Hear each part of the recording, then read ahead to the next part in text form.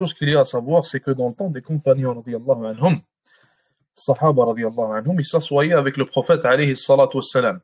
Et le prophète, sallallahu alayhi wa sallam, leur enseignait la révélation. Et il leur enseignait le Coran et la Sunna qui lui étaient révélés de la part d'Allah subhanahu wa ta'ala. Donc, est-ce que le prophète, sallallahu alayhi wa sallam, s'assoyait et leur enseignait un livre de Aqidah, ou alors il leur disait aujourd'hui c'est un cours de croyance, ou il leur disait aujourd'hui on va simplement parler de ce qui est relié à la croyance et on va pas citer autre chose? Non. Dans le temps de Nabi sallallahu alayhi wa sallam, il n'y avait pas de ça. Mais plutôt, comment est-ce qu'il leur enseignait la Aqidah? Le prophète sallallahu alayhi wa sallam leur enseignait les versets qui lui étaient révélés, et lorsqu'il enseignait un verset relié à la croyance, il leur enseignait ce qui était relié à cela. Même chose pour la sunna, sa sunna sallallahu alayhi wa sallam. Et dans le temps de Tabi'in, dans le temps des élèves de Sahaba radiyallahu anhum, c'était la même chose. Sahaba radiyallahu anhum enseignaient le Coran et la sunna directement, et lorsqu'ils s'arrêtaient à des versets ou alors à des hadiths qui parlaient de la croyance, alors là, ils expliquaient la croyance et ils expliquaient la aqidah. Donc ce n'était pas une science qui était indépendante, mais plutôt elle était directement tirée du Coran et de la Sunna. Elle n'était pas indépendante, elle n'avait pas ses propres livres ou ses propres classes, etc. Et c'est après que cette science-là est devenue indépendante, dans le temps où il y a eu des gens qui commençaient à dévier de la aqidah, dans le temps où les Mu'tazila sont sortis, les gens qui reniaient les attributs d'Allah Azza wa Jal sont sortis aussi et ils ont commencé à propager leurs croyances déviantes. Dans ce temps-là, on voit que les salafs comme l'imam Ahmad, comme Darimi, comme beaucoup d'autres, rahmatullahi alayhim, comme Raziyin par exemple, ils ont commencé à écrire des livres et ils ont commencé à faire en sorte que la aqidah, elle soit écrite dans des écrits, des ouvrages qui sont indépendants et qui ont été en fait écrits juste pour répondre à ces gens-là et pour contrer ces déviances-là.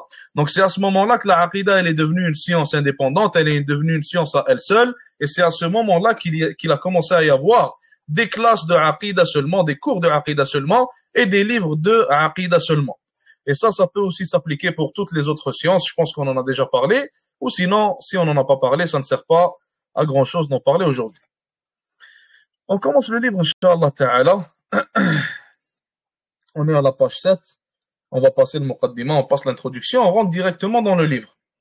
Donc le chef qui a écrit ce livre-là, rahmatullah alayh, déjà le livre c'est un très bon livre, c'est un livre très simplifié, un livre très complet, un livre qui va beaucoup servir à l'étudiant en sciences, qu'il ait déjà étudié la aqidah ou non, ça va être très bénéfique pour lui. Pour ceux qui n'ont jamais étudié, ce livre-là va être bénéfique car il est très simple à comprendre, il est très complet et il aide beaucoup.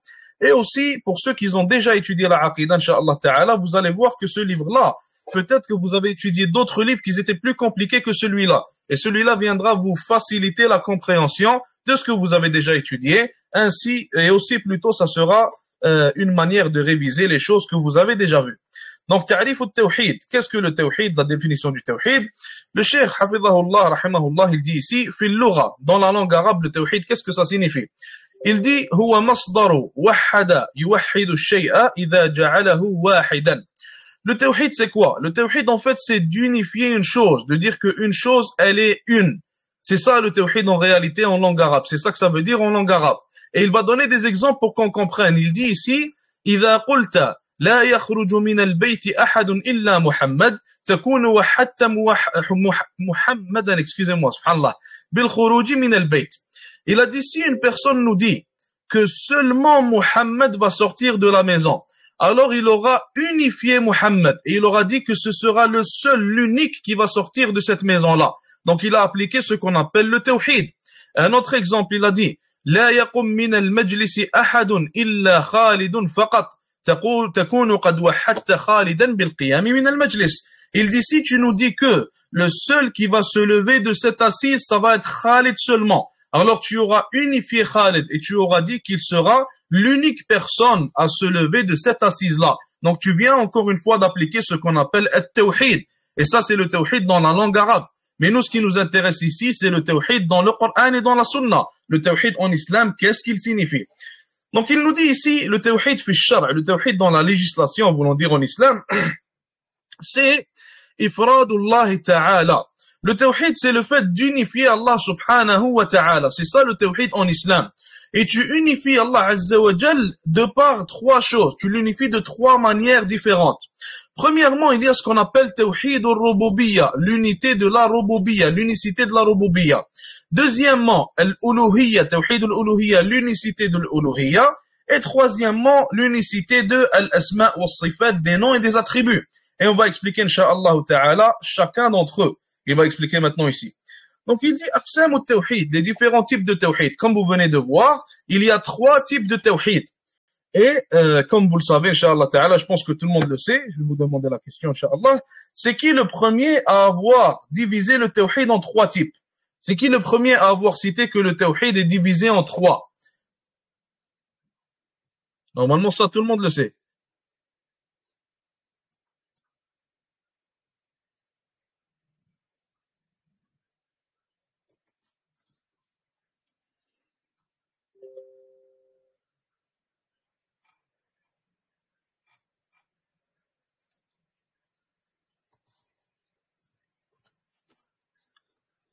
Toi, tu dis Mohammed ibn Abdul Wahhab, et les autres, qu'est-ce que vous dites?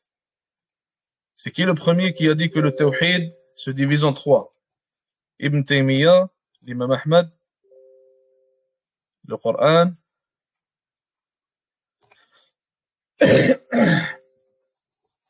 Ceux qui ont dit Mohammed ibn Abdul Wahhab et Ibn Taymiyyah, je vous félicite, c'est la bonne réponse. En fait, c'est la mauvaise réponse, mais c'est exactement ça que je voulais que vous répondiez. Donc, la plupart des gens aujourd'hui, ils vont nous dire que vous, les Wahhabis, vous, les gens qui prétendent être salafis, etc., vous avez divisé le tawhid en 3. Et cette division, c'est une innovation. Ils vont te dire, elle n'était pas là dans le temps des pieux prédécesseurs. Les Sahaba, ils ne connaissaient pas ça. Les Salaf ne connaissaient pas ça. Donc, ils nous accusent en fait d'avoir innové une chose et d'avoir ramené une chose qui est nouvelle. Et habituellement, ces gens-là, ils vont te dire que celui qui a commencé cette soi-disant innovation de diviser le tawhid en 3, c'est soit Mohammed ibn Abdul Wahhab ou alors Ibn Taymiyyah. Et il est vrai que certains disent aussi que c'est l'imam Ahmed. Donc, ils te disent c'est une innovation qui ne faisait pas partie du temps des Salaf. Sauf qu'en réalité, subhanallah al-azim, quand on regarde dans les livres de Salaf, et parmi les Salaf, il y a un imam, un grand mufassir qu'on appelle l'imam al-Tabari. Donc, l'imam al-Tabari, c'est celui qui a écrit le premier tafsir en islam. Et son tafsir, c'est le tafsir des Salaf. Donc, il tirait les paroles des pieux prédécesseurs, rahmatullahi alayhim, où ils expliquaient les versets du Coran, les différents versets du Coran. Et lui-même, comme on a dit, il faisait partie des Salaf. Et quand on regarde son explication, son exégèse de Surat al-Fatiha, on voit que dans cette exégèse-là, il divise le tawhid en 3 types. Donc, en réalité, le premier à avoir fait cette division-là, ce n'est pas Ibn Taymiyyah, c'est pas Mohammed ibn Abdul Wahhab, c'est pas un Wahhabi innovateur qui a ramené une nouvelle chose. En réalité, c'est l'un des salafs et l'un des plus importants des salafs. Car il faut savoir que tous les tafassirs qui sont venus après At-Tabari se basent soit directement ou alors indirectement sur le livre Tafsir At-Tabari rahmatullahi alayh. Donc c'est lui le premier à avoir divisé le tawhid en 3 et cet homme-là fait partie des salafs. Et d'ailleurs, normalement, tout le monde devrait lire soit ce tafsir-là, soit un tafsir qui est tiré de celui-ci pour connaître le Coran, car comme on a dit, c'est l'un des livres sur lesquels la science islamique, elle se base. Donc, At-Tabari, c'est le premier à avoir fait cette division qui est le tawhid qui se divise en 3. Donc, tawhid al-rububiyya, tawhid al-uluhiyya, tawhid al-asma'i wa sifat. Et chacun d'entre eux, il a une définition spécifique. Donc, le premier type de tawhid duquel il parle ici, c'est tawhid al-rububiyya, l'unicité de la seigneurie. Et il l'explique ici, il le définit ici en disant Ifradullahi azza wa jalla bil khalqi wal mulki wat tadbir. Donc, tawhid al-rububiyya, l'unicité de la seigneurie, c'est quoi? C'est le fait que tu unifies Allah subhanahu wa ta'ala et que tu dises qu'il est le seul à créer des choses. Allah azza wa jalla est le seul créateur. Allah azza wa jalla, c'est le seul qui contrôle son domaine. Allah azza wa jalla, c'est lui qui contrôle tout et personne d'autre n'a de contrôle dans la création et le domaine d'Allah subhanahu wa ta'ala. Et la troisième des choses, c'est que Allah azza wa jalla, il a l'attribut de tadbir aussi. Et tadbir aussi, on peut le traduire par le contrôle. Allah azza wa jalla est celui qui contrôle tout et personne ne peut contrôler une chose dans la dominion d'Allah azza wa jalla. Voulant dire que si Allah subhanahu wa ta'ala veut qu'une personne perde la vie, est-ce que quelqu'un peut faire en sorte que cette personne ne perde pas la vie? Bien sûr que non.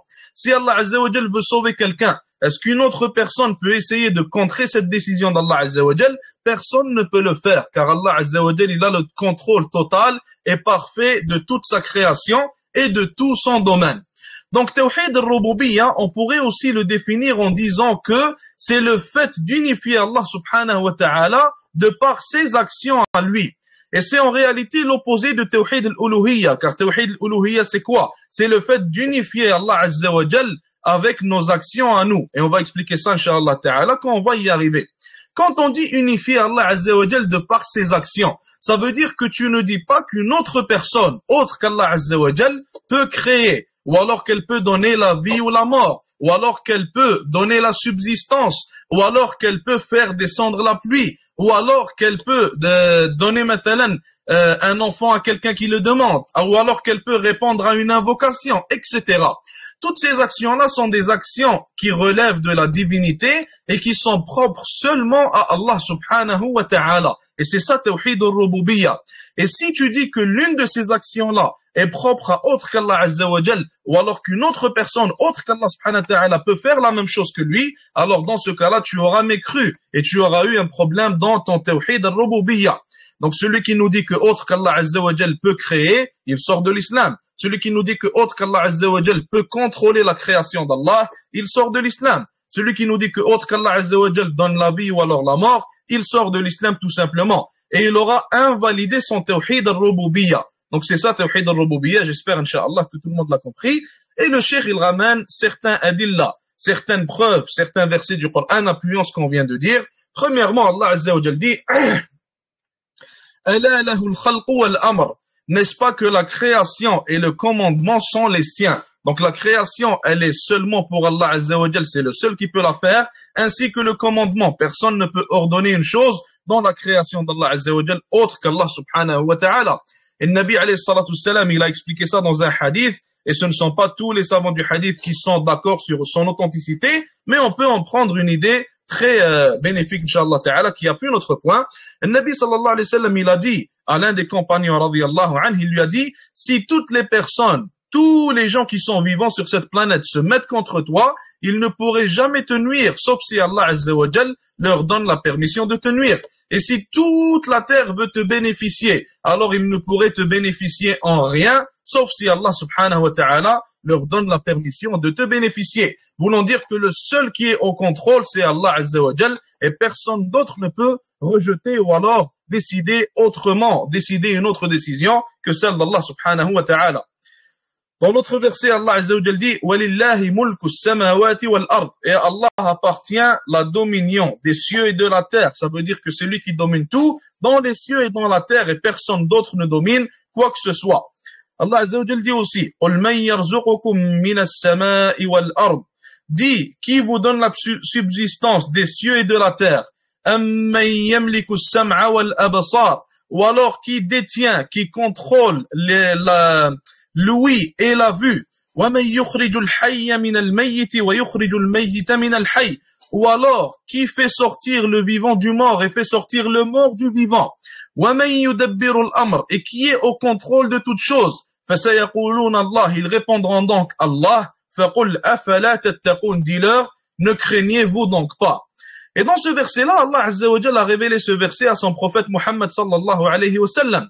Et dans le temps de notre prophète Muhammad alayhi salatu salam, il y avait sa tribu qui était de Mecca qu'on appelle les Qurayshites, les gens de Quraysh. Et ici, on voit qu'Allah Azza wa Jalla dit au prophète sallallahu alayhi wa sallam de demander certaines questions aux Qurayshites, certaines questions reliées à Tawhid al-Rububiyya. Et on voit ici que les gens de Quraysh que l'on connaît comme étant des mécréants, des gens qui ont mécru en Allah Azza wa Jal, bien sûr ceux qui n'ont pas accepté l'islam, je parle pas de ceux qui sont devenus des compagnons radiyallahu anhum, on voit ici qu'ils répondent au prophète alayhi salatu salam que celui qui contrôle tout, celui qui donne la vie et la mort, la subsistance, etc., c'est Allah subhanahu wa ta'ala. Donc comment se fait-il qu'ils disent que c'est Allah Azza wa Jal qui est au contrôle de tout, alors qu'Allah Azza wa Jal nous dit qu'ils vont en enfer et qu'ils sont des mécréants? Qui peut m'expliquer ça?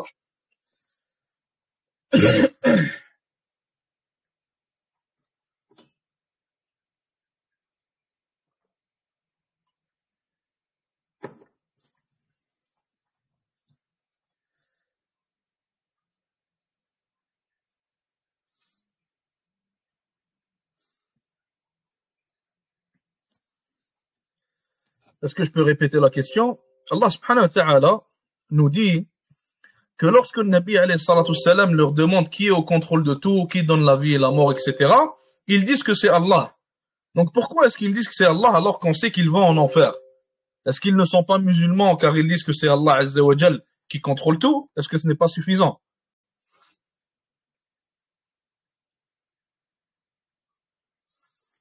Leur tawhid n'était pas complet. Exactement. C'est exactement ça la réponse. Il manque tawhid al-uluhiyya.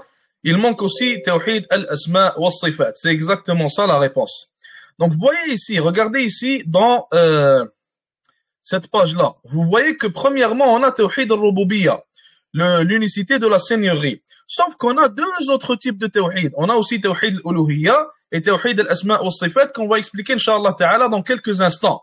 En réalité, il faut savoir que les gens de Quraysh, les mécréants de Mecca, ils croyaient en le premier type de tawhid, qui est tawhid al-rububiyya. Donc les mécréants du temps du prophète, alayhi salatu wassalam, si tu leur demandes c'est qui contrôle tout, ils vont te dire Allah Azza wa Jal. Tu leur dis c'est qui donne la vie et la mort, ils vont te dire Allah Azza wa Jal. Tu lui dis qui t'a créé, ils vont te dire Allah Azza wa Jal. Tu lui dis qui répond à tes invocations, ils vont te dire Allah Azza wa Jal. Donc leur tawhid al-rububiyya, il était en quelque sorte, entre parenthèses, il était intact, il était bon, il était accepté par Allah Azza wa Jal. Mais ce qui a été rejeté et n'a pas été accepté, c'est les deux autres types de tawhid, et spécifiquement tawhid al-uluhiyya, d'une manière plus générale, tawhid al-uluhiyya. Donc qu'est-ce que tawhid al-uluhiyya? On va voir ce que c'est pour pouvoir comprendre ce qu'on est en train de dire. Le cheikh il dit ici, huwa ifradullah Azza wa Jalla bi af'ali al-ibad. Donc on a dit que tawhid al-rububiyya, l'unicité de la seigneurie, c'est d'unifier Allah Azza wa Jal avec ses actions à lui. Ses actions qui sont la création, donner la vie et la mort, donner la subsistance, etc. Le seul qui peut faire ces actions, c'est Allah Azza wa Jal. Ça, c'est la définition de tawhid al-rububiyya. Après, on a tawhid al-uluhiyya, l'unicité de al-uluhiyya. Je ne saurais pas comment traduire, Allahu a'lam. Bref, l'unicité de l'uluhiyya. Peut-être qu'après, je vais trouver la traduction. Je vous l'enverrai. Tawhid al-uluhiyya, c'est quoi? C'est le fait d'unifier Allah subhanahu wa ta'ala avec nos actions à nous, avec notre adoration à nous. Qu'est-ce que ça veut dire? Ça veut dire que la prière que tu fais ne doit être faite que pour Allah subhanahu wa ta'ala. Le jeûne que tu fais ne doit être fait que pour Allah Azza wa Jal. La sadaqa que tu donnes ne doit être faite que pour Allah. L'invocation de même. La peur que tu as de la divinité, bien sûr, d'Allah Azza wa Jal, ne doit être, tu dois avoir cette peur-là seulement pour Allah Azza wa Jal, et non pas pour une idole, par exemple, ou alors pour une certaine soi-disant divinité. Donc, ce qui veut dire que celui qui va faire une prière pour autre qu'Allah Azza wa Jal, il sort de l'islam, car il va invalider son tawhid al-uluhiyya. Celui qui jeûne pour autre qu'Allah Azza wa Jal sort de l'islam. Celui qui fait le hajj pour autre qu'Allah Azza wa Jal sort de l'islam. Celui qui fait n'importe quelle adoration pour autre qu'Allah subhanahu wa ta'ala, alors il aura invalidé tawhid al-uluhiyya. C'est ça tawhid al-uluhiyya. Et les preuves pour appuyer ce qu'on est en train de dire, Allah Azza wa Jal dit dans le Coran, وَمَا خَلَقْتُ الْجِنَّ وَالْإِنسَ إِلَّا لِيَعْبُدُونَ. Et je n'ai créé les djinns et les êtres humains que pour qu'ils m'adorent. Allah Azza wa Jal dit aussi, وَاعْبُدُوا اللَّهَ وَلَا تُشْرِكُوا بِهِ شَيْئًا. Et adorez Allah et ne lui associez rien. Ça veut dire toutes les adorations que vous faites doivent être faites pour Allah seulement. Et aucune association ne doit être faite avec Allah Azza wa Jal.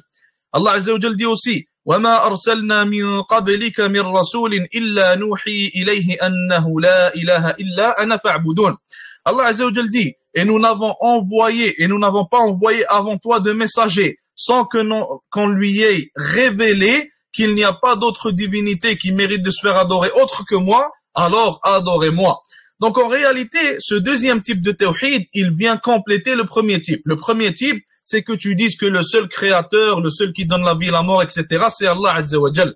Le deuxième type, c'est que tu dises que, vu qu'Allah subhanahu wa ta'ala, c'est le seul Seigneur, c'est le seul créateur, le seul à donner la vie et la mort, alors cela signifie qu'il est le seul à mériter mon adoration. Et cela signifie qu'il est la seule divinité qui mérite de se faire adorer. Alors tu fais en sorte que toutes tes actions et toutes tes adorations ne vont être faites que pour Allah Azza wa Jal et pour personne d'autre, tout simplement. C'est ça, tawhid al-uluhiyya. Et le problème des gens de Quraysh, il est où? Comme on le sait, les gens de Quraysh, ils avaient 360 idoles. Et ces idoles-là étaient mises autour de la Kaaba.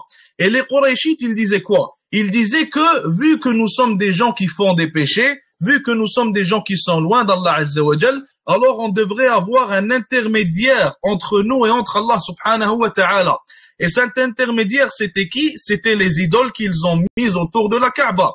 Et ils allaient les invoquer. L'invocation est une adoration. Ils allaient les invoquer. Ils allaient les adorer. Ils allaient se prosterner à ces idoles-là pour leur demander de demander quelque chose à Allah subhanahu wa ta'ala. Donc en réalité, ils savent qu'Allah azza wa jal, celui qui est dans les cieux, c'est le créateur, mais ils adorent autre que lui avec lui en pensant plutôt pouvoir bénéficier de cela auprès d'Allah subhanahu wa ta'ala. Et le fait que leur tawhid al-rububiyya était valide et il était correct ne leur a pas bénéficié. Et il faut savoir que si l'un des trois types de tawhid est invalide chez une personne, alors tout son tawhid est invalide et tout son islam est invalide et elle est considérée comme mécréante. Donc celui qui a seulement des trois types de tawhid qui est valide, alors tout son tawhid est invalide. Celui qui en a 2 sur 3, tout son tawhid est invalide. Et celui qui en a 3 sur 3, alors lui son tawhid est valide, insha'Allah ta'ala. Et d'ailleurs, le Nabi sallallahu alayhi wa sallam dans un hadith, il est rapporté qu'un homme est venu le voir et il a voulu accepter l'islam. Et le Nabi sallallahu alayhi wa sallam, il lui a dit, tu adores combien de dieux? Et si je me rappelle bien, wallah alam, il lui a dit, j'adore 7 dieux. Et le Nabi sallallahu alayhi wa sallam, il lui a dit, adore celui qui est dans le ciel et délaisse l'adoration de ceux qui sont sur la terre et tu seras musulman. Et cet homme-là, il a délaissé l'adoration des idoles qu'il y avait sur la terre. Il a adoré Allah subhanahu wa ta'ala, le seul qui est dans le ciel, et il était devenu un musulman au temps du prophète alayhi salatu wassalam. Donc ça nous montre qu'il croyait au Dieu qui était au Dieu qui était dans le ciel, qui est au-dessus de la création plutôt, et il croyait aussi à leur divinité qu'ils adoraient, et c'est ça qui a fait en sorte que ces gens-là soient sortis de l'islam et n'aient pas été considérés comme musulmans. Est-ce qu'un acte d'adoration fait par ostentation invalide notre tawhid al-uluhiyya? Ça dépend de quelle manière il est fait. Maintenant, par exemple, quelqu'un qui fait une adoration et il veut que les gens le voient, il veut que les gens voient que c'est soi-disant quelqu'un de bien, etc. Ça va pas le sortir de l'islam. Mais si quelqu'un fait toujours des adorations seulement pour les gens et n'en fait jamais pour Allah Azza wa Jal, alors ça, oui, ça peut le sortir de l'islam. Car en réalité, subhanallah, Ibn Rajab, si je me rappelle bien, c'est lui qui avait dit ça. Ibn Rajab ou Ibn Taymiyyah, je me rappelle pas bien, subhanallah. L'un des deux, rahmatullah alayhima, l'un des deux avait dit que si une personne fait des adorations seulement par ostentation, il ne les fait jamais pour Allah Azza wa Jal, il les fait seulement par ostentation, alors cette personne-là, en réalité, ou plutôt cette action-là, ne peut pas être faite par un musulman.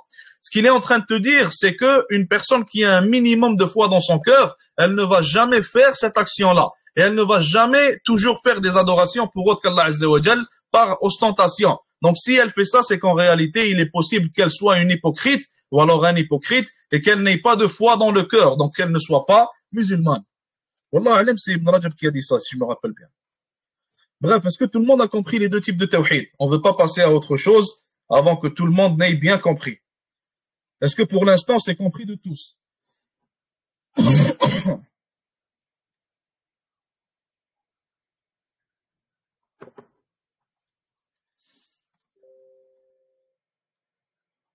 Tout le monde a parfaitement compris, Inch'Allah?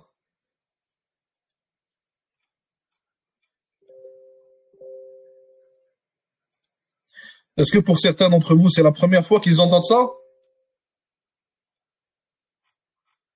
Ou alors tout le monde a déjà vu ça?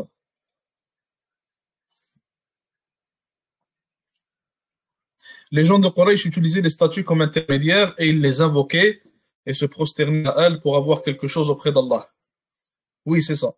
C'est exactement ça. Donc ils adoraient des idoles en pensant que ces idoles-là peuvent les rapprocher d'Allah Azza wa Jal. Ils ont fait comme le peuple de Nuh, alayhi salam, ils ont fait. Eux aussi, ils ont fait la même chose. Ils adoraient des statues de gens pieux, et ils se disaient ces gens-là étaient pieux. Et vu qu'ils étaient pieux, ils étaient plus proches d'Allah Azza wa Jal que nous le sommes. Donc on va les adorer, et ils pourront nous rapprocher d'Allah Azza wa Jal. Et ça, subhanallah, c'est un piège de shaitan. Il faut savoir que Ibn Abbas, radiyallahu anhu, il a dit que entre Adam et Nuh, il y a eu 950 ans. Et ces 950 ans-là étaient sur le tawhid, ou alors 1000 ans. 1000 ans, et ces 1000 ans-là étaient sur le tawhid. Personne ne pratiquait le shirk. Ce qui s'est passé avec le peuple de Nuh, alayhi salam, c'est qu'il y avait parmi eux des gens qui étaient pieux. et qu'ils adoraient beaucoup Allah subhanahu wa ta'ala, des gens qui étaient sur la bonne voie. Et ces gens-là, à un moment donné, ils sont morts. Et leur peuple, pour se rappeler d'eux, qu'est-ce qu'ils ont fait? Ils ont fait des statues qui ressemblaient à ces gens-là pour pouvoir se rappeler d'eux. Et leur but, c'était en fait de pouvoir se rappeler de ces gens pieux, pour pouvoir se rappeler d'Allah Azza wa Jal, et pour que ça les pousse et ça les motive à adorer Allah subhanahu wa ta'ala. Et en réalité, tout ça, c'était un piège de Shaitan. Parce qu'il faut savoir que Shaitan, il ne vient pas te voir et il ne te demande pas de mécroire en Allah Azza wa Jal directement. Mais plutôt, Shaitan, il a des étapes, il a des degrés par lesquels il va venir t'attaquer et attaquer ta croyance. Il va aller doucement, doucement, étape par étape. Il va pas aller directement à l'objectif. Donc, Shaitan, dans leur cas, il a fait quoi? Il est venu les voir, il leur a dit, ces gens-là étaient pieux. Alors, faites des statues pour que vous vous rappeliez d'eux. Et ils ont fait ça. Ils ont écouté le Shaitan. Et après, subhanallah al-azim, après un certain temps, après quelques générations, les générations qui étaient venues après les premières ont oublié que ces gens-là étaient simplement des gens pieux et rien de plus. Et Shaitan est venu le voir, il leur a dit quoi? Il leur a dit en réalité ces gens-là étaient des gens spéciaux, ils ont des pouvoirs divins, ils peuvent vous aider, vous pouvez les adorer pour qu'ils vous rapprochent d'Allah Azza wa Jal. Et les gens qui étaient dans ce temps-là, qui étaient vivants à ce moment-là, ils ont suivi ce piège de Shaitan et sont tombés dans son piège et sont tombés dans cette mécréance-là. Et c'est pour ça qu'Allah Azza wa Jal, il a envoyé Nuh alayhi salam. Car il faut savoir qu'Allah subhanahu wa ta'ala, à chaque fois que le shirk réapparaît sur la terre, à chaque fois que la mécréance réapparaît sur la terre et le tawhid disparaît, ou alors le tawhid s'affaiblit, Allah Azza wa Jal, il envoie un nouveau prophète pour raviver le tawhid et raviver l'islam sur la terre.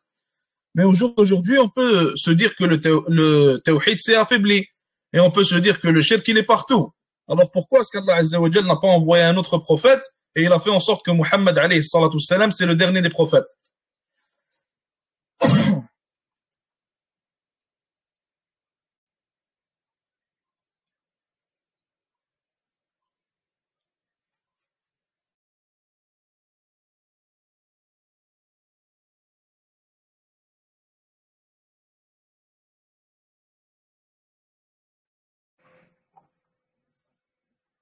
Expliquez-moi ça, j'attends vos réponses. Pourquoi est-ce qu'Allah Azza wa Jal envoyait toujours des prophètes quand le tawhid s'affaiblissait, mais aujourd'hui le tawhid s'est affaibli, mais on n'a pas de nouveaux prophètes?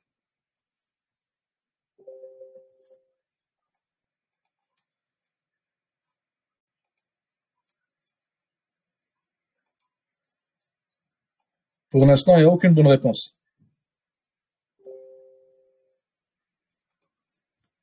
Parce que le prophète est le dernier des messagers, oui. Mais pourquoi?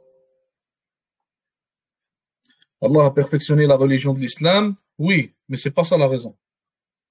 Il y a une raison très spécifique. Allah Azza wa Jal, quand il a révélé la Bible, l'Injil, pas la Bible, l'Évangile, et quand il a révélé la Torah, et quand il a révélé les autres livres, est-ce qu'Allah Azza wa Jal a promis de les préserver? Est-ce qu'Allah subhanahu wa ta'ala a promis leur préservation ou non? Non, voilà. Allah Azza wa Jal n'a pas promis leur préservation. Allah Azza wa Jal, quand il a révélé le Coran, est-ce qu'il a promis sa préservation? Oui, exactement. Donc moi et toi, en réalité, notre solution quand le tawhid s'affaiblit, c'est pas d'attendre une nouvelle personne ou d'attendre un nouveau prophète ou d'attendre quelqu'un qui va venir nous sauver ou changer notre état. Non, c'est pas ça qu'on doit attendre. Moi et toi, si le tawhid s'affaiblit sur terre, c'est que nous deux, nous en tant que musulmans, nous en tant que communauté, on a délaissé le Coran et la Sunna.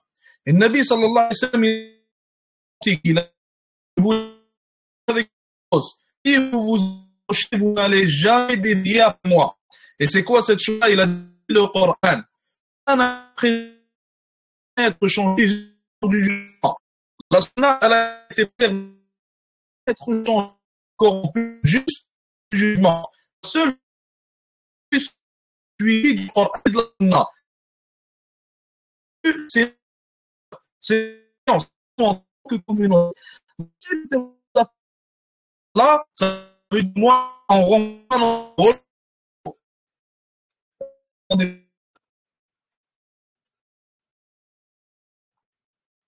je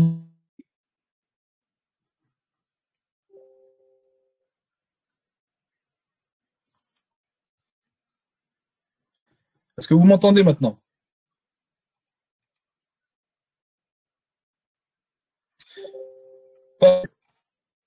Regardez, j'ai dit que le Coran et la Sunna sont préservés et ne vont jamais être corrompus. Ce qui veut dire que si jamais la Ummah elle va mal, si jamais l'humanité elle va mal, si jamais le pays s'affaiblit et le shirk apparaît partout, ça veut dire que moi et toi, on n'a pas rempli notre responsabilité. Ça veut dire que moi et toi, on n'a pas fait ce qu'on avait à faire. Ça veut dire que moi et toi, on n'a pas fait ce qu'Allah nous a demandé de faire. Et le Nabi sallallahu alayhi wa sallam, un autre hadith, a dit que les non, ceux qui prennent cette religion, cette islamique, vont la transmettre en général, sans qu'il reste sans communiquer pas sur cette terre.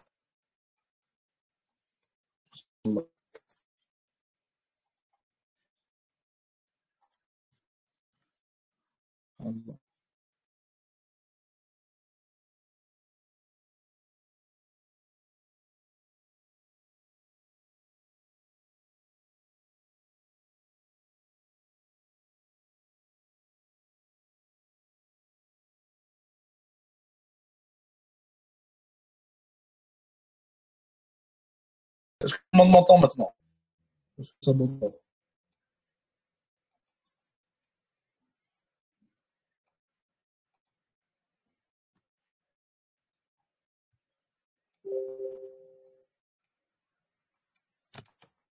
Ok, on continue, Inch'Allah.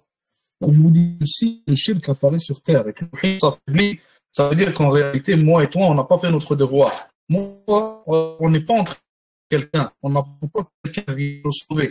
On n'a pas quelqu'un qui vient changer ça. On n'attend pas quelqu'un qui vient faire le travail à notre place parce que nous devons faire un chemin.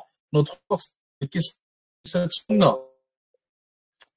Moi, je ne peux rien faire.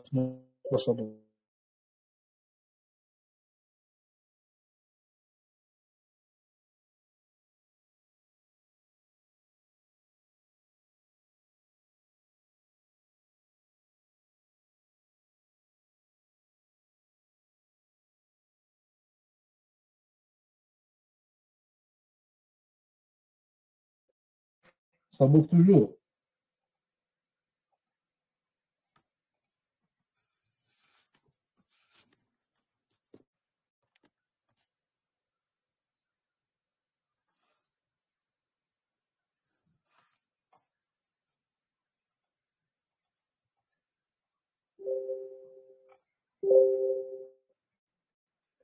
Est-ce que tout le monde m'entend? On va réessayer une dernière fois, Inch'Allah. Si ça bug, on va arrêter le cours. Parce que, Allah, je ne sais pas pourquoi ça bug. Tout le monde entend? On demande à Allah Azza wa Jalla que ça reste stable. Bref. Bon, on continue le livre. Bref, moi, ce que je vous disais, le point important à garder en tête, les frères, c'est que nous, on n'est pas une communauté qui fait juste parler. Nous ne sommes pas des gens qui font que parler, qui ne se basent que sur les paroles et tout ça. Une communauté, la communauté de Mohammed sallallahu alayhi wa sallam, on est des gens d'action. On n'est pas des gens qui vivent dans des rêves, on n'est pas des gens qui vivent dans autre que la réalité. La réalité, c'est que la Ummah, elle va mal et que notre État, il est pitoyable, subhanallah, en tant que communauté. Ça veut dire que moi et toi, le Coran, on l'a et il est préservé. De même pour la Sunna. Moi et toi, nous devons utiliser ce Coran, utiliser cette Sunna-là pour faire un changement. Il ne faut pas qu'on attende qu'un prophète vienne, il ne faut pas qu'on attende que le Mahdi vienne, parce qu'il faut savoir, comme on l'avait expliqué auparavant, que le Mahdi, excusez-moi, le Mahdi, à un certain moment, quand il va le Coran et la Sunna. Et Isa alayhi salam, le prophète alayhi salatu salam, il a dit clairement que Isa alayhi salam, quand il va venir, il va suivre le Coran et la Sunna. C'est clair, net et précis.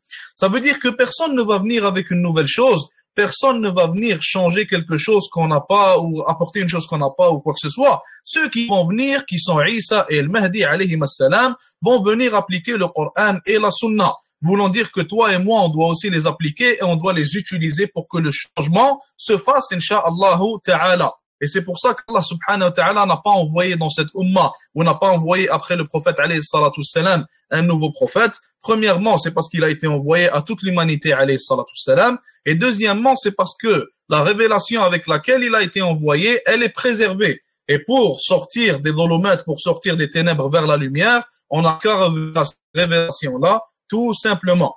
Dans le temps de Moussa alayhi salam, par exemple, après Moussa alayhi salam et après son frère Harun, les gens qui étaient là après eux, quand le shirk recommençait à apparaître, ils n'avaient pas de révélation à laquelle ils pouvaient tenir, car la révélation a été corrompue. Ce qui a été révélé à Moussa alayhi salam.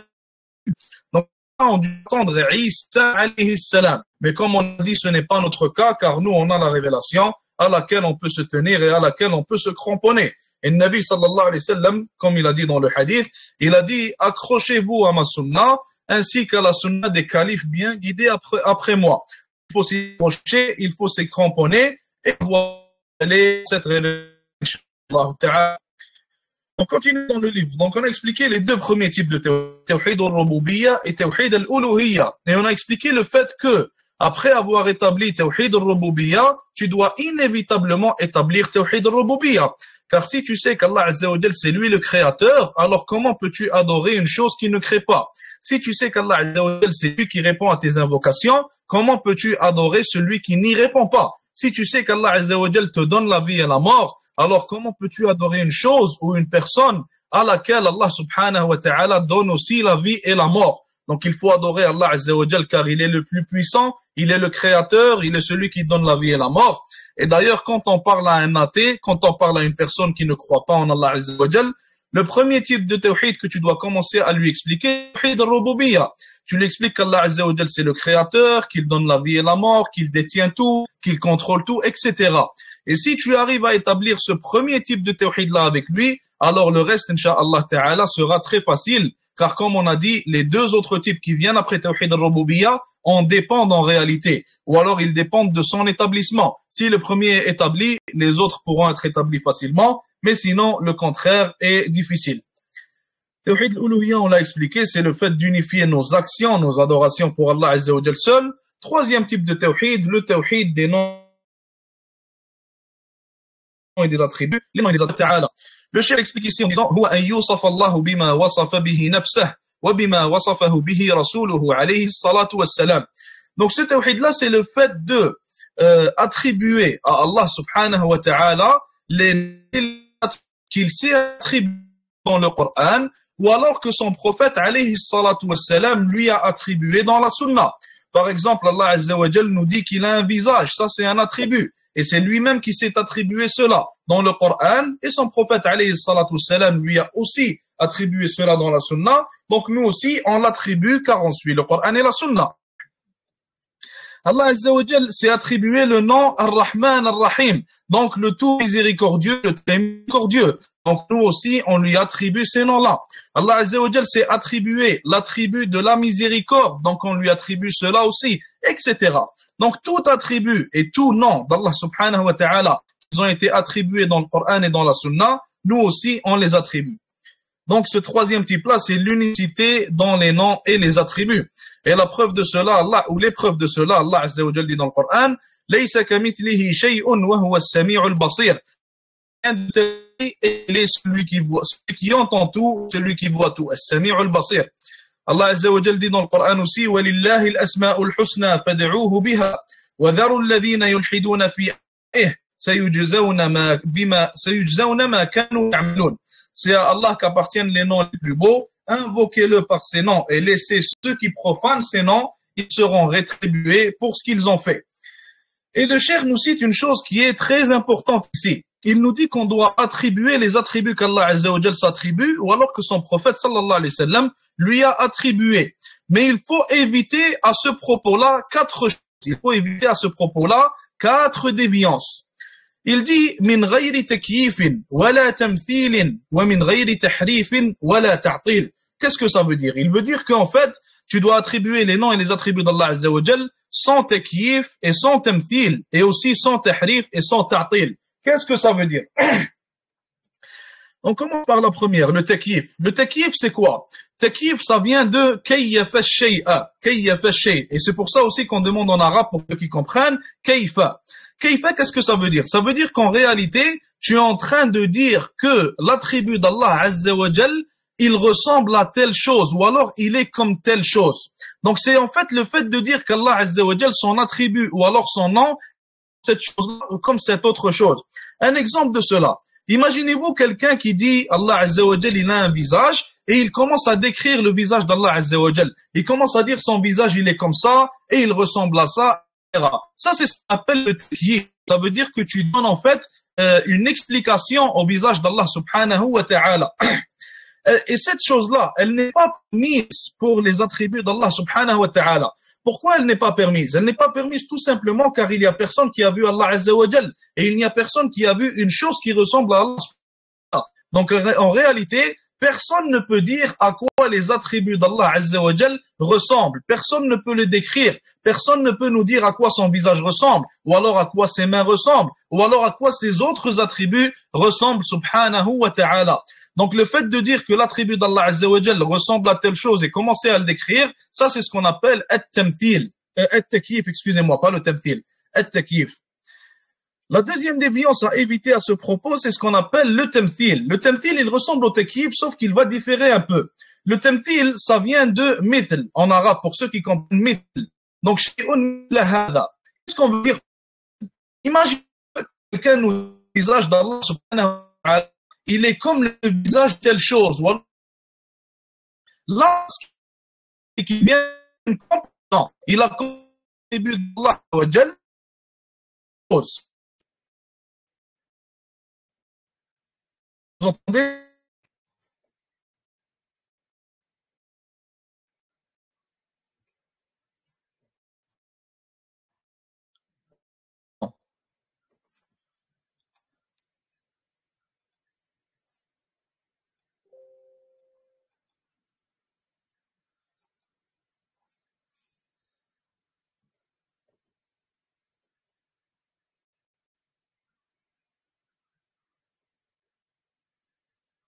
Est-ce que vous m'entendez?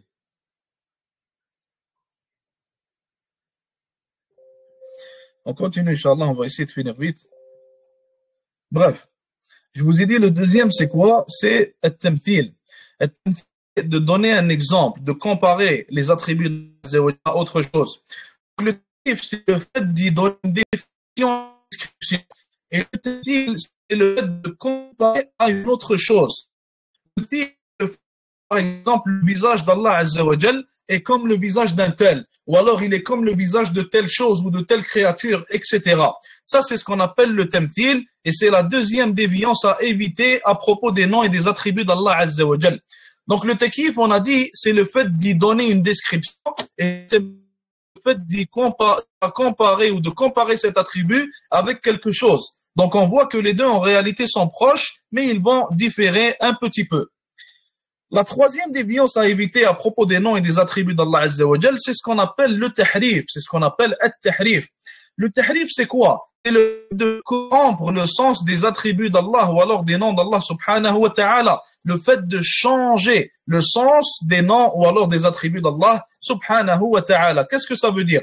Ça veut dire que si Allah Azza wa Jal nous dit par exemple qu'il est au-dessus des cieux, Allah Azza wa Jal il dit dans le Coran, Ar-Rahmanu ala al-arsh istawa, le tout miséricordieux, c'est établi sur le trône. Donc Allah Azza wa Jal nous dit qu'il est établi au-dessus de son trône qui est au-dessus de la création. Dans ce cas-là, le tahrif voudrait dire qu'une personne vienne et qu'elle nous dise que dans ce cas-là, l'établissement n'est pas à comprendre comme ça, mais plutôt l'établissement, il veut dire qu'Allah Azza wa Jal, sa puissance, elle s'est établie au-dessus de son trône. Et ce n'est pas lui en tant que tel qui s'est établi au-dessus de son trône. Ça voudrait dire quoi? Ou plutôt ça serait quoi? Ça serait un tahrif, ça serait une corruption des noms et des attributs d'Allah Azza wa Jal. Ou alors il va prendre la définition de l'un des noms d'Allah subhanahu wa ta'ala, Al-Ali par exemple. Al-Ali, le plus haut, Allah Azza wa Jal, il est haut physiquement. Allah Azza wa Jal en tant que tel, en tant qu'être subhanahu wa ta'ala, il est au-dessus de sa création. Donc cette personne viendrait nous dire que non, le ulou, le fait qu'Allah Azza wa Jal il soit le plus haut dans Allah, veut dire que sa force elle est la plus haute, ou alors que son honneur, son statut, il est le plus haut. Ça serait une corruption des noms et des attributs d'Allah Azza wa Jal, et c'est ce qu'on appelle en arabe at-tahrif. At-tahrif, c'est la corruption, le changement du sens des noms et des attributs d'Allah Azza wa Jal vers un sens corrompu, vers un sens invalide. Et la quatrième déviance à éviter à propos des noms et des attributs d'Allah Azza wa Jal, c'est ce qu'on appelle at-ta'til. C'est ce qu'on appelle at-ta'til. At-ta'til, c'est quoi? At-ta'til, c'est l'invalidation. La traduction du mot ta'til, c'est quoi? C'est Et une personne qui fait l'invalidation, donner un exemple à ce propos, imaginez-vous qu'une personne, mathalan, il nous dit Allah Azza wa Jal ne parle pas. Allah Azza wa Jal, Allah subhanahu wa ta'ala, n'a pas un attribut qui s'appelle la parole. Alors qu'Allah dans le Coran, Allah Azza wa Jal nous dit وَكَلَّمَ اللَّهُ مُوسَى تَكْلِيمًا. Et Allah Azza wa Jal a parlé à Moussa. Et Allah subhanahu wa ta'ala, le Nabi sallallahu alayhi wa sallam nous dit dans le hadith qu'il va parler à chacun d'entre nous le jour du jugement, sans qu'il n'y ait entre nous et entre Allah Azza wa Jal un intermédiaire. Là, il parle. Allah Azza wa Jal, il a un attribut qui s'appelle l'attribut de la parole. Allah subhanahu wa ta'ala parle avec une voix. Sauf qu'une personne qui pratique ce qu'on appelle le ta'til, la quatrième des déviances, il viendrait invalider cela. Et il viendrait dire qu'Allah Azza wa Jal ne parle pas et qu'il n'a pas l'attribut de la parole. C'est ça qu'on appelle l'invalidation des noms et des attributs d'Allah subhanahu wa ta'ala. Est-ce que tout le monde a compris?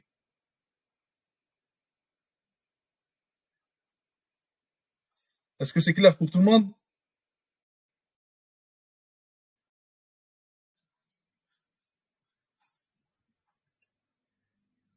Est-ce que cela s'applique aussi aux qualités telles que la miséricorde? Oui, ça s'applique à ça aussi. Par exemple, ils disent que, les Ash'ari par exemple, ils disent qu'Allah Azza wa Jal, il n'a pas l'attribut de la miséricorde. Et ils disent qu'en réalité, quand Allah Azza wa Jal dit qu'il est miséricordieux envers quelqu'un, ça veut dire qu'il va le récompenser.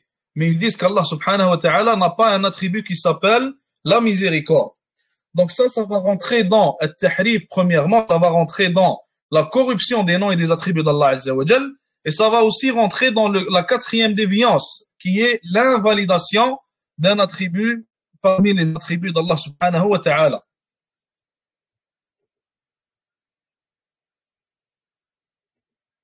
Donc on a dit la première des choses à éviter, c'est le takyif.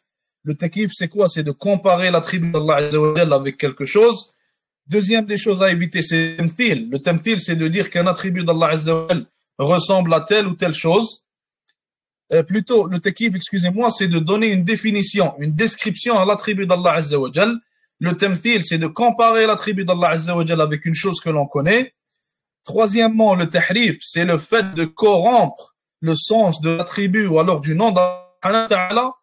Quatrième déviance, c'est le ta'til, l'invalidation, et c'est le fait d'invalider un nom ou un attribut d'Allah Azza wa Jal. Tout simplement. Est-ce que tout le monde a compris, Inch'Allah? On ne veut pas passer si quelqu'un n'a pas compris. Donc dites-moi, est-ce que tout le monde a compris?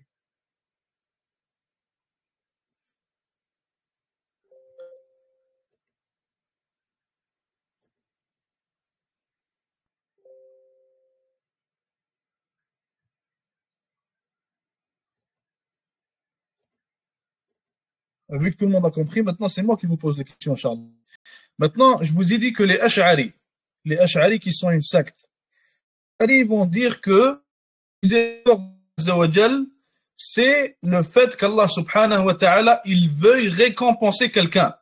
Ils disent qu'Allah Azza wa Jal n'est pas miséricordieux en réalité. C'est pas vraiment la miséricorde qu'il a, mais c'est plutôt l'envie de récompenser quelqu'un. Ça rentre dans quelle des Ça rentre dans laquelle des quatre?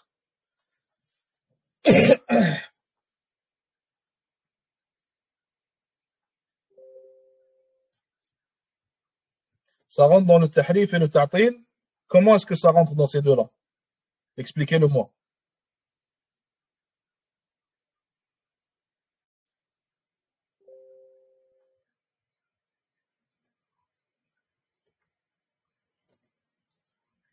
Premièrement, ils ont changé, donc ils ont corrompu le sens de l'attribut, qui est le sens de la miséricorde.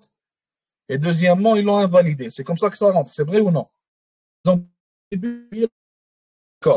On comprend tous ce que la miséricorde veut dire. C'est très simple. La rahma, la miséricorde, tout le monde sait c'est quoi.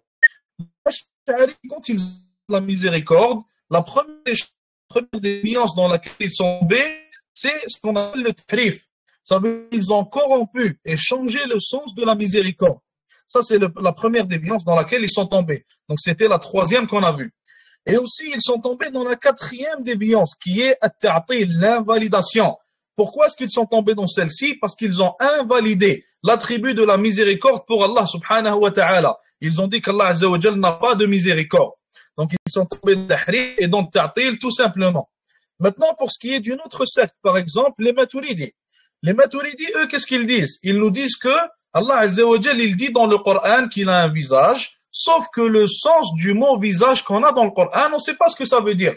Ça veut dire que le mot wajh qui signifie visage dans le Coran, les Maturidis, ils vont te dire que c'est un nom propre et qu'il peut signifier voiture, il peut signifier une bouteille d'eau, il peut signifier une maison. Allahu a'lam, on ne sait pas ce qu'il veut dire. Et ça, c'est réellement leur parole. Même si elle a l'air vraiment enfantine, c'est réellement la parole de ces gens-là, de cette secte-là. Ils te disent que le mot visage, on ne sait pas ce qu'il veut dire. Ces gens-là qui disent ça sont tombés dans laquelle des quatre déviances?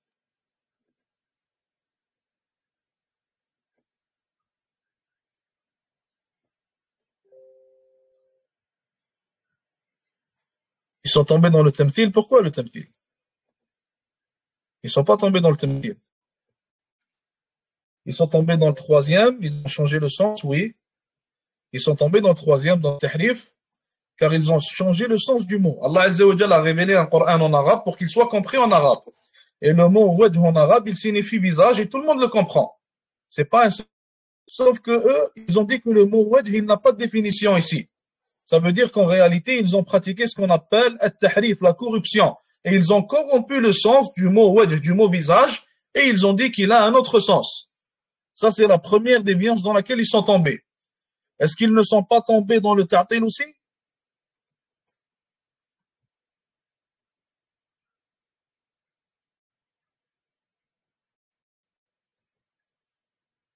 Est-ce qu'ils n'ont pas aussi commis le ta'til?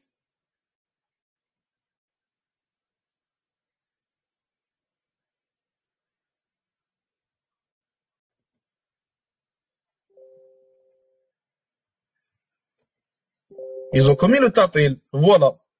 Pourquoi est-ce qu'ils ont commis le ta'til? Parce qu'ils ont invalidé l'attribut du visage pour Allah subhanahu wa ta'ala. Allah disent non, Allah n'a pas de visage. Donc ils ont invalidé l'attribut du visage pour Allah subhanahu wa ta'ala. Donc j'imagine, Inch'Allah ta'ala, tout le monde a compris. Est-ce que c'est la première fois que vous entendez ça ou vous l'avez déjà étudié? Et je ne parle pas des gens qui étudient déjà avec nous, avec MTL. Pour les autres, est-ce que c'est la première fois que vous étudiez ça? Je veux savoir à peu près à quel niveau se situe la classe.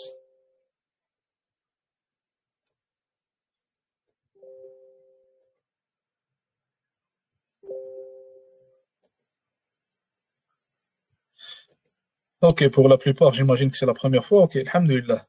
C'est bon. Regardez que l'Internet, subhanallah al-azim, il fonctionne très mal. D'ailleurs, je m'excuse pour la connexion, je ne sais pas qu'est-ce qu'elle a. L'Internet fonctionne très mal aujourd'hui. Je m'excuse pour l'inconvénient qu'on a eu aujourd'hui. Inch'Allah ta'ala, on va arrêter le cours maintenant et on continuera plus tard le prochain cours. On était censé faire beaucoup plus de pages, mais on est rentré un peu dans les détails et on n'a pas dépassé les deux premières pages, subhanallah. Mais khair, Inch'Allah, on va essayer d'aller doucement, doucement avec ce livre. On va essayer de tirer le plus de bénéfices, de comprendre le maximum de choses. Donc, si vous avez des questions, n'hésitez pas à les demander, que ce soit maintenant ou alors dans les groupes des sœurs et des frères. Inch'Allah ta'ala, on dira, excusez-moi du micro un peu, quand est-ce qu'on va faire quitter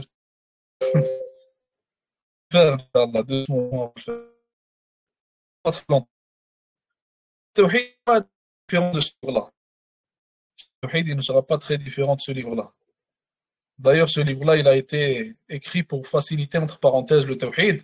Pour ça que le livre qu'on est en train de faire, il s'appelle At-Tawhid al-Muyassar, le tawhid simplifié. Le tawhid simplifié. Ce livre-là ne fait pas partie des livres à étudier. En fait, ce livre-là, on a dit qu'on va le rajouter. Il n'est pas dans l'annonce du programme, mais on a dit qu'on allait le rajouter.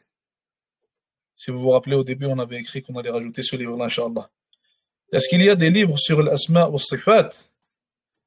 euh, J'ai oublié, subhanallah, c'est quel livre qu'on va faire. Sinon, le dernier des livres qu'on va faire, celui de Bukhari, rahimahullah, ce livre-là, il parle de l'asma ou sifat. Donc il va beaucoup en parler, il va beaucoup parler de l'asma ou sifat, et on y rajoutera aussi, Inch'Allah Ta'ala, des détails à ce propos. Il y a aussi le livre qu'on va faire qui s'appelle Al-Qawa'id al-Muthla d'Ibn Uthaymin. Ce livre-là parle seulement de l'asma ou sifat. Le livre de Al-Qawa'id al-Muthla d'Ibn Uthaymin parle seulement de ça. Et l'explication des 69 règles sur lesquelles se base la Aqidah de Cheikh Walid Saïdan, ça aussi, ça va parler beaucoup de l'asma ou sifat. Al-Wasitiyya, on ne va pas le faire ici. Al-Wasitiyya, on va le faire la prochaine session de Ilm MTL, mais on ne va pas le faire ici, Al-Wasitiyya.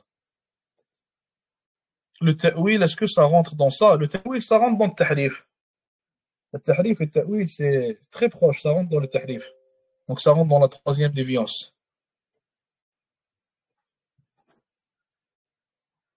Est-ce qu'il y a des questions? On a compris.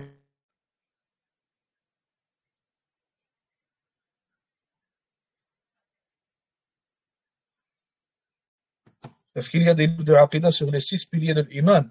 On ne va pas en faire dans ce programme. On a déjà fait le livre La Aqidah d'Ahl Sunnah wal Jama'a de Cheikh Ibn sur YouTube. On croit les autres pour ceux qui veulent l'écouter. Ce livre-là, 6 piliers de la détail, on l'avait fait avec l'explication, Inch'Allah. Donc tu pourras y revenir étudier. On va l'envoyer les grammes sciences islamiques, on va envoyer les 3 vidéos, Inch'Allah. Est-ce que ça répond à les questions, aux autres questions?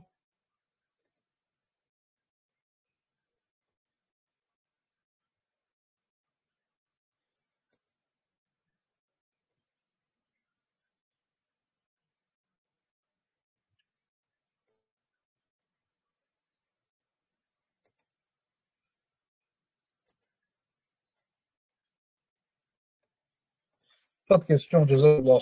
Donc, au prochain j'attends que vous m'ayez vos notes, ceux qui ont pris des notes, on voit vos notes. D'ailleurs, tout le monde devrait prendre des notes, car en réalité, comme Shafi'i rahimahullah a dit, celui qui étudie des choses sans prendre de notes, on est en train. Ça, c'est très important. Il est important que tu ne vas plus apprendre. Donc, Inch'Allah, je m'attends à ce que vous m'envoyez vos notes. Je m'attends à ce que tout le monde aussi prenne des notes.